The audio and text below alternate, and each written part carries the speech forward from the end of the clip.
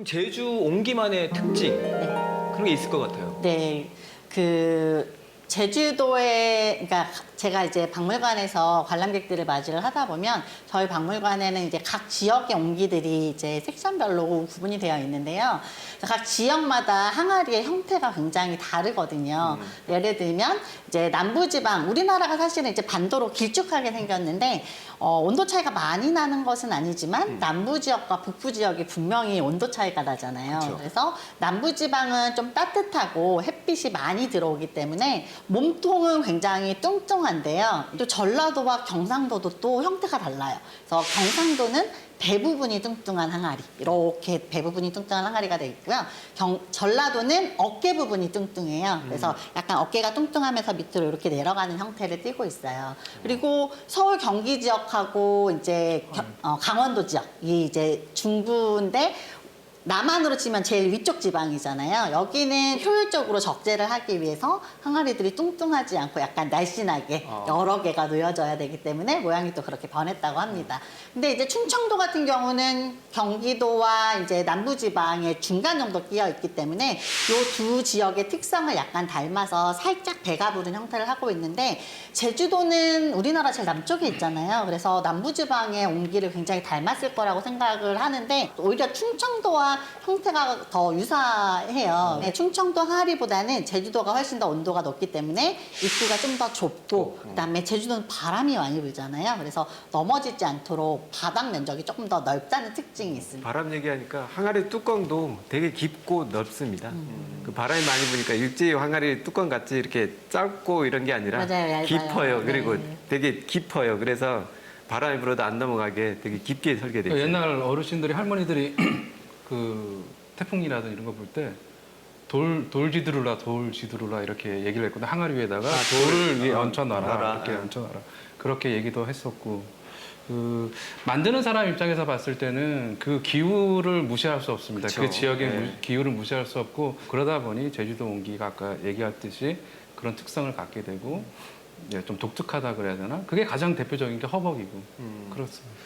허벅. 그렇네, 네. 맞아. 생각해보니까. 허벅은 다른 지역에 있는 물동이라고 생각을 하시면 돼요. 우리 그 사극 같은 거 보시면 아니면 이제 전래동화 이런 데 나오는 사파를 보면 이제 여인들이 물동이를 머리에 이고 네, 이렇게 우물가에서 물을 푸고 일반적으로 이제 평야 마을 취락을 이루는 마을에는 지형이 거칠지가 않아서 우물에서 물을 퍼가지고 머리에 이고 오는 게 가장 힘이 덜 드는 방법이었어요.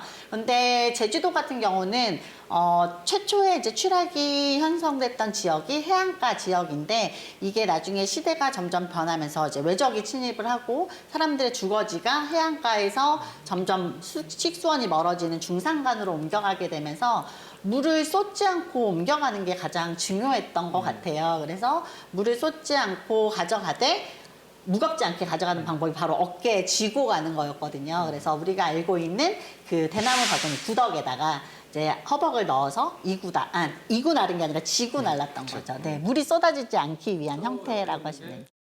옆에 있는 게 남자 어르신이 이렇게 들고 갔던 바르터벅 중에서 큰 허벅. 그 지금 대표님 옆에 있는 게. 써요. 네. 바른 그래서- 허벅이라고 주문 허벅이에요.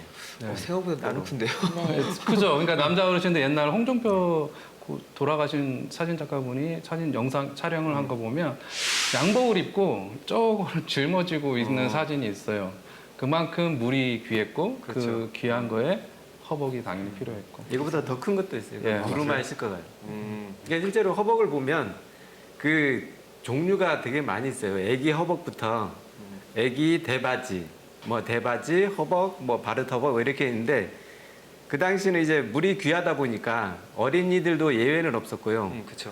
아주 작은 것까지 있어요. 허벅도 여러 종류가 있다라는 거. 한두 종만 있는 게 아니라 제주 옹기는 종류가 아주 대신 다양하다는 거. 가벼워야 됩니다. 그치. 그러니까 기술자 중에서도 최고의 기술을 갖고 있는 사람들이 만들었고 간혹 들어보면 좀 무거운 것들도 있거든요. 조사하다 보면 그거는 좀 이제 사용하는 사람이 아마 사용하면서 좀 욕을 하지 않았을까 그런 생각도 하게 진짜 되고. 허벅 진짜 얇아야 돼요. 진짜 얇아야만 허벅 빈 옹기 자체도 가벼워야만 물을 넣어도 어느 정도 무게가 덜 나가니까. 맞아요. 그걸 좀 더 전문적으로 들어간다 치면 흙을 잘 이해를 해야 되고 그 제주옥이 갖고 있는 거를 최대한의 그 흙의 성질을 파악한 사람이 만들어야지 가장 가볍게 만들 수 있는 게 저 허벅입니다. 그러니까 제주 옹기의 재료라고 하면 사실 흙이잖아요. 네.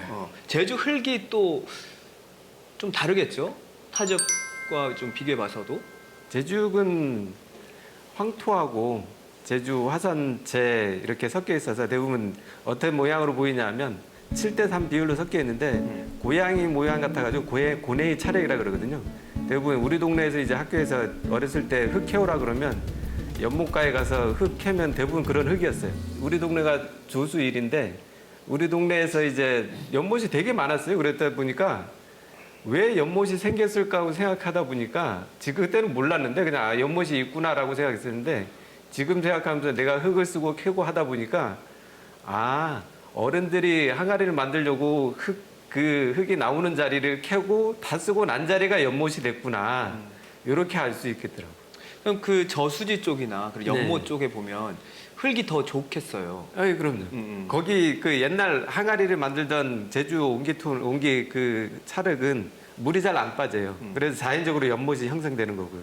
아까 얘기했듯이 고냉이 흙 그거는 철분이 당연히 적을 거고 황토라는 거는 이제 철분이 많을 거고 근데 그거를 어떻게 섞느냐에 따라서 더 가볍게 만들 수도 있고 맞아요. 그리고 파손율도 줄일 수 있고 황토흙이 아닌 아까 고냉이 흙을 어떻게 섞느냐에 따라서 이렇게 만들 때 방식에도 차이를 줄 수도 있고 불에 견디는 힘을 가질 수도 있고 이제 그렇게 좀 이제 흙에 좀 이렇게 들여다봤을 때 네네. 그렇게 보이기도 합니다. 그리고 옹기를 굽는 것도 참 중요하잖아요. 그래서 가마도 중요한 것 같은데 제주가 또 가마가 좀 특별할 것 같아요. 네. 제주도하고 육지 가마의 조금 특징을 이제 비교해 보자면 제주도는 전 세계적으로도 되게 희귀한 돌가마가 있어요. 그 재료가 다 현무암이에요. 현무암을 일일이 돌을 켜켜이 쌓아가지고 이제 지붕을 만들고 가마 입구를 만들고 해서 그 가마를 만드는데 상당히 크기도 크거니와 당시에는 돌로 그렇게 반듯하게 만들기가 상당히 쉽지 않았는데 지금도 남아 있어요. 그 돌로 지어진 가마가요. 돌가마를 만들 때 그 제 아치 모양 같은 것들이 축조가 되는데 네네. 이 돌을 깨서 만드는 게 아니라 아치 모양에 맞는 돌들을 일일이 찾아서 만들었다고 얘기를 들었거든요. 맞아요. 지금 이제 가보고 거기 약간 이제 오래 사용 안 하다 보니까 무너져 내린 단면을 보게 되면 조각을 한 돌이 아니고 실제 그냥 자연석을 가지고 그 모양에 맞는 자연석을 가지고 만든 게 확실히 보여요. 심지어 그 불국사 같은 데 있는 그 아치 다리 같은 경우도 석수들이 다 돌을 쪼아서 아치를 만들 수 있는 모양으로 만들어서 건데. 예, 맞춘 건데 이제 제주의 돌가마 같은 경우는 그 가마를 짓는 대장분들이 일일이 그런 형태의 돌을 다 찾아서 만들었다라고 하는 거는 정말 너무 정성이 아닐 수가 없거든요. 그래서 그게 너무 네, 궁금했어요. 육지에서 진짜 옹기 오래 하신 분도 내려오 가지고 정말 문화재감이라고 해요. 진짜 돌가마를 거기서도 이제 보기 힘들거든요. 근데 지금 작업을 하는 사람 입장에서는 이제 욕심이 나기 시작하는 거죠. 그래서 아까 현무암이 흘러내렸을 때 어떤 항아리에서 그런 흔적들을 봤을 때 이런 게 또 맛이 나거든요. 그래서 지금 저희 나라보다도 오히려 외부 다른 나라에서 봤을 때 제주 옹기를 바라보는 시선들이 더 좋거든요. 했을 때 진짜 제대로 된 가마에서 구워서 그게 뭐 어떤 눈물 표현도 하거든요. 외국 사람들은. 그래서 그런 식으로 해서 이제 장작 가마지만 돌로 지은 가마에서 구워진 옹기가 나오면 어떨까 항상 그려보고 기회가 된다면 지어보고 싶은 게 좀 욕심도 나고 있습니다. 제주 옹기가 특별한 게 일단 흙이 다르고 또 가마도 다르고 제작 과정은 어떤가요? 예전에는 다 그게 각자 일이 나눠져 있었죠. 네, 옛날에는 진짜 사람이 대부분 이제 마을 사람들이 모여서 계를 조직해가지고 옹기를 만들 때 최소한 20명 정도가 모였었어요. 그러다 보니까 이제 분업화를 시킨 거죠. 어떤 사람은 옹기대장, 어떤 사람은 불대장, 어떤 사람은 흙대장, 뭐 이렇게 분업화 시켜서 작업을 했었던 거죠. 당시에는 인원이 많으니까 가능했던 거고 지금은 정말 더 어려운 상황이기도 하죠. 옹기 제작 과정에서 이제 또 다른 지역과 제주가 좀 다른 점이 하나 있는데요. 우리나라의 모든 지역은 흙으로 가래를 만들어서 얘를 쌓으면서 그다음에 이제 치면서 이제 그 형태들을 잡아가거든요.